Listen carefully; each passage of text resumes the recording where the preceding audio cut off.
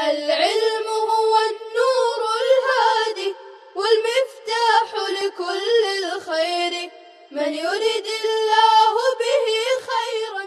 بسم الله الرحمن الرحيم. الحمد لله جعل الأيام بين عباده دولا وصير تصاريف الأقدار في أحوالهم مثلا، والصلاة والسلام على صاحب القرآن والفرقان أنار الله به الكون وبه الجهل انجلى، وعلى آله وأصحابه الأولى كانوا خير جيل وأكرم صحب مشى على الثرى وإلى ذروة المجد والسؤدد ارتقى. أما بعد.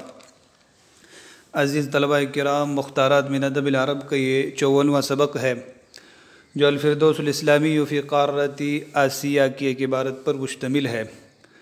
گزشتہ سبق میں علی طنطاوی رحمہ اللہ نے مولانا علی میاں ندوی رحمہ اللہ کے حوالے سے کچھ مثالیں پیش کی تھی کہ عہد ممالک میں علماء و مشائخ کی روحانی سلطنت بادشاہوں کی مادی سلطنت سے بڑی ہوئی تھی۔ اسی کی ایک اور مثال پیش کر رہے ہیں۔ وَكَانَتْ زَاوِيَةُ نِظَامِ الدِّينِ الْبَدَایُونِيِّ أَحْفَلَ بِالْقُصَّادِ وَأَزْخَرَ بِالنَّاسِ مِنْ قَصْرِ الْمَلِكِ۔ نظام الدین بدایونی رحمہ اللہ کی خانقاہ ارادت مندوں سے بھری رہتی تھی اور قصر شاہی کے لوگوں سے کھچا کھچ معمور رہتی تھی۔ زاویہ کی جمع زوایا ہے، خانقاہ، گوشہ، کونا۔ نظام الدین بدایونی رحمہ اللہ سے مراد حضرت نظام الدین اولیاء ہیں۔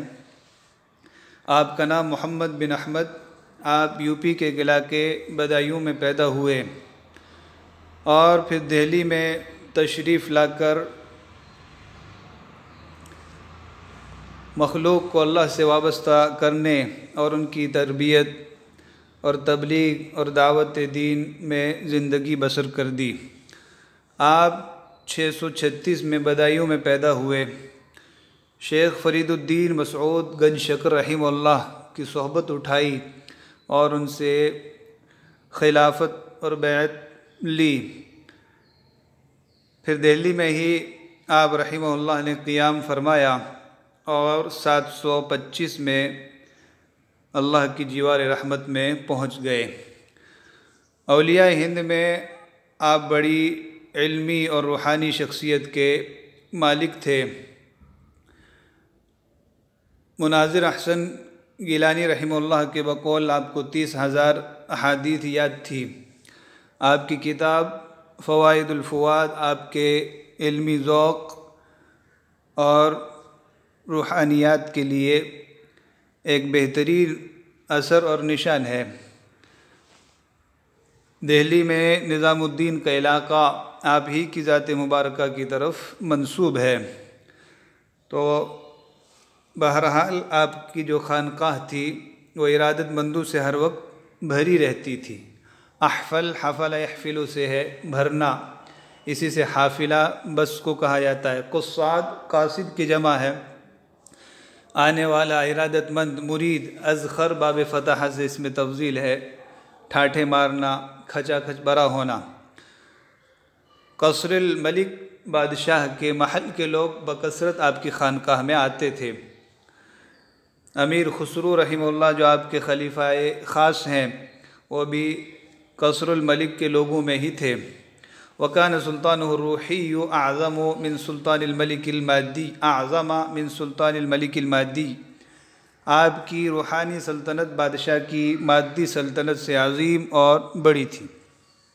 روحی روح کی طرف منسوب ہے، جیسے السلطان الروحی روحانی سلطنت، القوت الروحی روحانی غذا، الولد الروحی روحانی بیٹا یعنی شاگرد، اور الوالد الروحی روحانی باپ یعنی استاد۔ یہ سب کیوں ہوا؟ آگے حضرت اس کی وجہ لکھ رہے ہیں۔ کان ذلک یا سادۃ لما تجرد هؤلاء العلماء من اثواب المطامع والرغبات۔ اے صاحبوں، اے بزرگوں، اے سرداروں، یہ سب اس وقت ہوا جب ان علماء نے لالچ اور خواہش کے کپڑے اتار دیے تھے۔ یا سادۃ سید کی جمع ہے، پہلے بھی گزرا، منادہ ہے اس لیے ضمہ پر مبنی ہوگا، یا سادۃ۔ تجرد باب تفاعل سے خالی ہونا، اتار دینا، عاری ہونا، اور جرد یجرد تجرید خالی کرنا، برہنہ کرنا، عاری کر دینا۔ مجرد میں بھی جرد یجرد باب فتح سے چھیلنا، الگ کرنا، اور جرید یجرد الگ ہونا، بالوں جسم پر بالوں کا نہ ہونا۔ تو رجل اجرد ایسے شخص کو کہا جاتا ہے جس کے جسم پر بال بہت کم ہو۔ مطامع، مطمع کی جمع ہے لالچ، خواہش۔ رغبات، رغبتن کی جمع خواہشات۔ وزہید بما فی اید الملوک، اور بادشاہوں کے ہاتھ میں جو چیزیں ہیں ان سے بے رغبت ہو گئے۔ بادشاہوں کے پاس جو کچھ ہے مال و دولت، اس سے بے رغبت ہو گئے، زہد اختیار کر لیا۔ فسعى الى ابوابهم الملوک، تو بادشاہ خود ان کے دروازوں کی طرف دوڑ کر آئے۔ وَنَزَعُوا حُبَّ الدُّنْيَا مِنْ قُلُوبِهِمْ، اور ان علماء نے اپنے دلوں سے دنیا کی محبت کو نکال دیا۔ نزع ينزع نزعا، کھینچ لینا، نکال دینا، اتار دینا۔ فَأَلْقَتْ بِنَفْسِهَا عَلَىٰ أَقْدَامِهِمُ الدُّنْيَا، تو دنیا نے خود اپنے آپ کو ان کے قدموں پر لا ڈالا۔ القت کا فاعل الدنیا ہے، القا یلقی القاء ڈالنا، بنفسها بذات خود، خود بخود، القا بنفسه الى التہلکہ، اس نے خود اپنے آپ کو ہلاکت میں ڈالا۔ فعل بنفسه، اس نے بذات خود یہ کام کیا۔ تو یہ عہد ممالک میں علماء اور مشائخ کی روحانی سلطنت ان کی مادی سلطنت سے بڑی ہونے کی مثالیں تھیں۔ آگے تاریخ کی کچھ اوراق کو پلٹتے ہیں اور لکھتے ہیں۔ وفی عہد السلطان ابراہیم اللودی سنة 33 و 900 للہجرہ جاء بابر حفید تیمور لنک من کابل وكسر جيوش اللودي وكانت 100,000 ب12,000 من فرسان المغل المسلمين۔ ابراہیم لودی کے عہد سلطنت میں سن 933 ہجری میں تیمور لنگ کا پوتا بابر کابل سے آیا اور لودی کے 1,00,000 لشکر کو 12,000 مسلمان مغل شہ سواروں کے ذریعے شکست دے دی۔ حفید کی جمع حفادہ پوتے کو کہا جاتا ہے۔ کابل افغانستان کی راجدھانی ہے۔ کسر یکسر توڑ دینا، شکست دینا۔ 100,000 1,00,000، 12,000 12,000، فارس کی جمع فرسان ہے، شہ سوار، گھڑ سوار، بہادر۔ بابر یہ تیمور لنگ کا پوتا تھا۔ تیمور لنگ یہ بابر مغل بادشاہ کے آبا اجداد میں تھے، اور تیمور لنگ، چنگیز خان وغیرہ ہلاکو یہ شمالی چین کے ایک صحرا کے قبائل تھے جن کو تتاری بھی کہا جاتا ہے، مغل بھی کہا جاتا ہے، منگول۔ آج بھی وہاں پر منگولیا ایک ملک موجود ہے۔ تو وہاں کے یہ چھوٹے چھوٹے قبائل تھے جنہوں نے آہستہ آہستہ ترقی اور اتحاد کے ذریعے بہت سارے ممالک پر قبضہ جما لیا، چائنا سے نکل کر یورپ تک جا پہنچے، اور بغداد میں داخل ہو کر سلطنت عباسیہ کو بھی ختم کر دیا، خلیفہ وقت کو قتل کیا، بغداد کا محاصرہ کیا اور بغداد کی اینٹ سے اینٹ بجا دی۔ یہ تقریباً سن 656 کی بات ہے جب یہ لوگ ہلاکو کی سرکردگی میں یہ مغل یہ تتار بغداد میں داخل ہوئے تھے، اور بغداد میں قتل عام کیا، بہت سے دنوں تک قتل عام جاری رکھا۔ تقریباً 8,00,000 لوگ بغداد میں قتل کیے گئے، اور بغداد کے گلی کوچے خون کی نہروں سے بھرے نظر آ رہے تھے۔ تو اس وقت مسلمانوں میں ایک عجیب اضطراب کی کیفیت تھی، بے چینی اور مایوسی کی کیفیت تھی، اور یوں لگ رہا تھا کہ اسلام دنیا سے ختم ہو گیا۔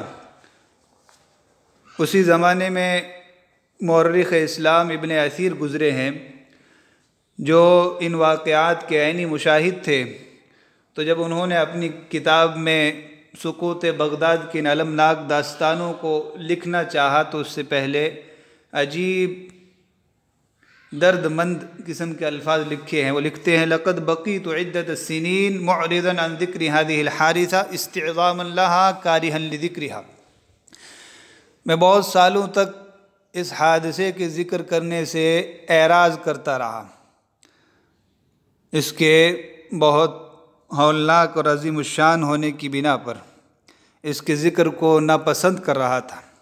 فانا اقدم رجلا واخر اخرى، میں پس و پیش کا شکار تھا، ایک قدم آگے بڑھاتا ایک قدم پیچھے ہٹاتا کہ لکھوں کہ نہ لکھوں۔ فمن الذي يسهل عليه ان يكتب نعي الاسلام والمسلمين، کس کے لیے آسان ہے کہ اسلام اور مسلمانوں کے مرگ کی خبر لکھے۔ ومن الذي يهون عليه ذکر ذلك، کون ہے جس کے لیے اس کا ذکر کرنا آسان ہے۔ فیا لیت امی لم تلدنی، کاش میری ماں نے مجھے جنا ہی نہ ہوتا۔ ویا لیت مت قبل حدوثها، کاش میں اس کے پیش آنے سے پہلے مر گیا ہوتا۔ وکنت نسیا منسیا، اور بھولا بسرا ہو چکا ہوتا۔ تو اتنا خطرناک واقعہ تھا جو عین جالوت میں تتاری اور مغلی لشکروں اور اسلامی لشکروں کے مابین پیش آیا، اور جس کے سلسلے میں، جس کے نتیجے میں بغداد کا سقوط عمل میں آیا۔ لیکن جہاں میں اہل ایمان صورت خورشید جیتے ہیں، ادھر ڈوبے ادھر نکلے، ادھر ڈوبے ادھر نکلے، تو اللہ رب العزت نے اسی خونخوار تتاری اور مغل قوم کو 35 سال کے بعد ہدایت دی، اور چنگیز خاں اور تیمور لنگ کی نسلیں حلقہ بگوش اسلام ہوئی، اور پھر انہوں نے دنیا میں مغلیہ سلطنت کے عنوان سے ایک بڑی سلطنت قائم کی اور اسلام کو بہت زیادہ فائدہ بھی پہنچایا۔ تو یہی تیمور لنگ ہے جس کے پوتے، حقیقی پوتے نہیں ہیں بلکہ نسلوں بعد پوتے ہیں، بابر ہندوستان آئے۔ تو بابر جس وقت ہندوستان آئے ہیں اس وقت ہندوستان میں ابراہیم لودھی کی حکومت تھی۔ تو پانی پت کے میدان میں ابراہیم لودھی کے 1 لاکھ کے لشکر اور بابر کے 12,000 لشکر کے مابین جنگ ہوئی، اور ابراہیم لودھی کے لشکر کو شکست فاش ہوئی، اور اس طرح ہندوستان میں مغلیہ سلطنت کا آغاز ہوا۔ آگے لکھتے ہیں وَأَسَّسَ دَوْلَةَ الْمُغَلَ الَّتِي كَانَتْ أَكْبَرَ الدُّوَلِ الْإِسْلَامِيَّةِ فِي الْهِنْدِ، اور اس مغلیہ سلطنت کی بنیاد رکھی جو ہندوستان میں سب سے بڑی اسلامی سلطنت تھی۔ مغل، جیسا کہ بتلایا کہ مغل اور تتار یہ شمالی چین کے صحرا کے کچھ قبائل تھے جنہوں نے آگے چل کے دنیا پر حکومت کی ہے، اور چنگیز خاں کا ظلم و ستم تو بہت مشہور ہے۔ اقبال کے شعر میں ہے نظام پادشاہی ہو کہ جمہوری تماشا ہو، جدا ہو دین سیاست سے تو چل جاتی ہے چنگیزی۔ آگے لکھتے ہیں وَكَانَ مِن مُلُوكِهَا الْمَلِكُ الصَّالِحُ اورنگزیب، انہی مغلیہ بادشاہوں میں سے بزرگ اور نیک بادشاہ اورنگزیب رحمہ اللہ تھے۔ اسس، تأسیس، بنیاد رکھنا، مؤسسہ کسی بھی تنظیم کو کہا جاتا ہے۔ آگے لکھتے وَلَمَّا مَاتَ بابر، اور جب بابر کا انتقال ہو گیا، وَوَلِيَ ابْنُهُ ہمایوں، اور ان کا بیٹا ہمایوں تخت نشین ہوا۔ وَثَبَ عَلَيْهِ رَجُلٌ عِصَامِيٌّ لَمْ يَكُنْ مِنْ بَيْتِ الْمَلِكِ وَلَكِنْ كَانَتْ لَهُ ہِمَمُ الْمُلُوكِ، تو ایک بہادر بلند حوصلہ شخص کود پڑا جو شاہی خاندان سے نہیں تھا، لیکن اس کی ہمت اور اس کا حوصلہ بادشاہوں جیسا تھا۔ فانتزع البلاد منہ، تو اس نے ہمایوں سے ملک چھین لیا۔ وَأَقَامَ دَوْلَةً كَانَتْ نَادِرَةً فِي الدُّوَلِ، اور ایسی حکومت و سلطنت قائم کی جو سلطنتوں میں ایک نادر اور نایاب سلطنت تھی۔ ولیہ پہلے بھی گزرا، ہمایوں یہ بابر کا بیٹا ہے اور اکبر کا باپ ہے۔ تو بابر کے بعد جب یہ تخت نشین ہوا تو یہیں کا ایک آدمی جس کا نام شیر شاہ سوری ہے، تو اس نے حکومت پر قبضہ کر لیا۔ وَسَبَ يَسِبُ وُسُوب، اچھلنا کودنا، چھلانگ لگانا، تو کود پڑا۔ رجل عصامی، ذاتی کمال والا بہادر شخص۔ عصام یہ نعمان بن منذر کا ایک دربان تھا جو اپنی ذاتی صلاحیتوں سے ترقی کرتے کرتے بڑے مقام و مرتبے تک پہنچا، تو عرب اس کی طرف منسوب کر کے ذاتی عظمت اور کمال والے شخص کو رجل عصامی کہتے ہیں۔ اسی سے مثل ہے کن عصامیا لا عظامیا، خود اپنے اندر صلاحیت پیدا کرو، خاندانی عظمت پر ناز مت کرو۔ تو سیلف میڈ، خود اپنے آپ کو بنانا، خود ترقی کرنا، تو اس کو کہا جاتا ہے رجل عصامی۔ بیت الملوک یا بیت الملک، شاہی خاندان، بیت کی جمع بیوتات، خانوادہ، خاندان۔ انتزع، چھین لینا، اقام دولتاً، حکومت و سلطنت قائم کرنا۔ نادرہ کی جمع نوادر، نایاب، انوکھی۔ ونظم الادارة والمالیة والجیش تنظیما لم یسبق الى مثلہ، اور انہوں نے مالیات، اقتصادیات اور فوجی نظام کو ایسا منظم کیا جس کی اس سے پہلے مثال نہیں ملتی۔ نظم تنظیما، منظم کرنا، مرتب کرنا۔ الادارہ، ادارہ جو حکومت کا بندوبست کا شعبہ ہوتا ہے اس کو ادارے سے تعبیر کیا جاتا ہے، حکومت۔ مالیہ، مال کی طرف منسوب ہے، سرمایہ دولت، مالیات۔ وزارت المالیہ کہا جاتا ہے وزیر مالیات کو یا وزارت مالیہ کو، اس کو اقتصادیات سے بھی تعبیر کر سکتے ہیں۔ جیش، لشکر۔ تو نظم الادارۃ والمالیۃ والجیش، انہوں نے نظام حکومت، مالیات اور اقتصادیات اور فوجی نظام کو ایسا منظم اور مرتب کیا لم یسبق الی مثلہ، جس کی پہلے مثال نہیں ملتی۔ تو بہترین تعبیر ہے لم یسبق الی مثلہ، اور معروف بھی پڑھ سکتے ہیں لم یسبق الی مثلہ احد، اس سے پہلے اس سمت کسی نے سبقت نہیں کی، اس سے پہلے ایسا کام کسی نے نہیں کیا۔ تو لم یسبق الی مثلہ، اس کی کوئی مثال نہیں ملتی۔ یہ کون تھے؟ وہ سلطان شیر شاہ سوری، وہ بادشاہ شیر شاہ سوری رحمہ اللہ تھے۔ شیر شاہ سوری بابر کے زمانے میں بعض علاقوں کے منتظم اور گورنر بھی رہے ہیں، اور بھی انہوں نے بابر کے زمانے میں بہت سے کارنامے انجام دیے۔ تو بابر کا بیٹا ہمایوں چونکہ خلافت کا زیادہ اہل نہیں تھا، اس لیے شیر شاہ سوری نے اس سے حکومت چھین لی۔ تو یہ شیر شاہ سوری بہار کے ایک علاقے سسرام روہتاک میں پیدا ہوئے تھے، اور بعد میں چل کے حکومت پر قبضہ کیا اور بہترین حکومت کی، عوامی فلاح کی خاطر طرف بہت زیادہ توجہ دی۔ کلکتہ سے کابل تک ایک 1500 کوس کی لمبی سڑک بھی بنائی، جس سڑک کو جی ٹی روڈ یعنی جرنیلی سڑک بھی کہا جاتا تھا، اور بعد میں اس کو گرینڈ ٹرنک روڈ بھی کہا جاتا ہے، آج بھی یہ موجود ہے۔ تو شیر شاہ سوری نے بہت زیادہ ترقیاتی کام کیے ہیں۔ اس لمبی سڑک کے اوپر سرائیں تعمیر کی، مسجدیں بنائیں۔ دیوبند سے بھی یہ سڑک گزرتی ہے، وہاں آج مسجدیں موجود ہیں۔ تو شیر شاہ سوری کے بہت زیادہ کارنامے ہیں۔ آگے لکھتے ہیں وَلَمَّا مَاتَ عَادَ الْمُلْكُ إِلَى ابْنِ ہمایوں وَهُوَ الْإِمْبَرَاطُورُ اکبر، جب یہ بادشاہ مر گیا تو ہمایوں کے بیٹے امبراطور کی طرف حکومت لوٹ کر آئی، ہمایوں کے بیٹے شہنشاہ اکبر کی طرف حکومت لوٹ کر آئی۔ تو شیر شاہ سوری کا انتقال ہو گیا تو ہمایوں کے بیٹے اکبر کی طرف حکومت لوٹ کر آئی۔ امبراطور شہنشاہ کو کہا جاتا ہے، جیسا کہ پہلے بھی گزرا۔ وَكَانَ مِنْ أَعَاظِمِ الْمُلُوكِ، اور یہ ہندوستان کے عظیم بادشاہوں میں سے تھا، بڑے بادشاہوں میں سے تھا۔ حکم الہند كلها الا قلیلا، تھوڑے سے علاقے کو چھوڑ کر پورے ہندوستان پر حکومت کی ہے۔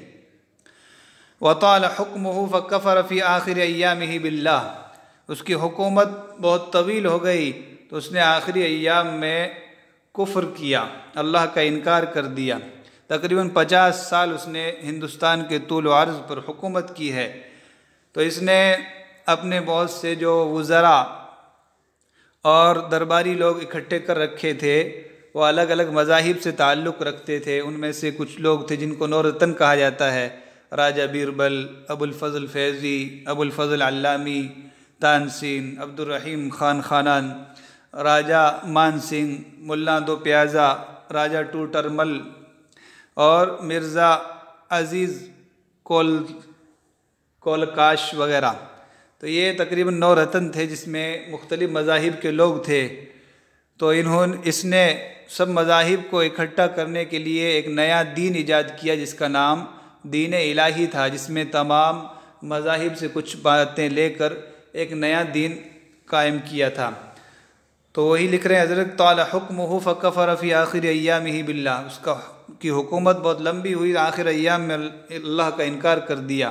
وَأَكْرَهَ النَّاسَ عَلَى الْكُفْرِ، لوگوں کو کفر پر مجبور کیا۔ اکراہ اکراہ، مجبور کرنا۔ لا اکراہ فی الدین، دین میں کوئی زبردستی نہیں ہے۔ وَابْتَدَعَ لَهُمْ دِينًا جَدِيدًا، اور لوگوں کے لیے ایک نیا دین گھڑ لیا۔ ابتداء گھڑ لینا، نیا بنا لینا۔ تو یہی دین الہی جس کا ابھی میں نے تذکرہ کیا۔ وَأَزَالَ مَعَالِمَ الْإِسْلَامِ، اور اس نے اسلام کے نشانات اور اسلام کے آثار کو مٹا دیا۔ ازال یزیل، زائل کر دینا، ہٹا دینا۔ وَأَبْطَلَ شَعَائِرَ، اور اسلام کے علامات اور اسلام کے شعار کو لغو اور باطل قرار دے دیا، ختم کر دیا۔ وَكَانَ مَعَهُ الْجَيْشِ وَكَانَ مَعَهُ الْأُمَرَا، اور اس کے پاس لشکر تھا، اس کے پاس وزراء اور گورنر تھے۔ وَكَانَتِ الْبِلَادُ كُلُّهَا فِي يَدِهِ، پورا ملک اس کے قبضے میں تھا۔ فَمَنْ يَقُومُ فِي وَجْهِهِ، تو کون اس کا مقابلہ کرے، کون اس کے سامنے کھڑا ہو۔ فِي وَجْهِهِ، اس کے سامنے، اس کے راستے میں، اس کے مقابلے میں کون کھڑا ہو، کون اس کا مقابلہ کرے گا۔ وَمَنْ يَنْصُرُ الْإِسْلَامَ، کون اسلام کی مدد کرے گا۔ وَمَنْ يُدَافِعُ عَنِ الدِّينِ، کون دین کا دفاع کرے گا۔ تو یہ اکبر کا جو فتنہ تھا دین الہی کا، اس نے طول پکڑا، مسلمانوں کو اس سے بے چینی ہوئی، پھر آگے بہت سارے علماء کو سزائیں دی گئی، اور حضرت مجدد الف ثانی رحمہ اللہ وغیرہ نے پھر لوگوں کو دین کی طرف بلایا اور نظام حکومت کی درستگی کے لیے کام کیے۔ آگے حضرت کا تذکرہ ہوگا۔ وصلی اللہ وسلم علی نبینا محمد وعلى آله وصحبه أجمعين. السلام عليكم. لا تنسوا الإعجاب بالفيديو والاشتراك في القناة تشجيعا لنا لنستمر بنشر المزيد إن شاء الله.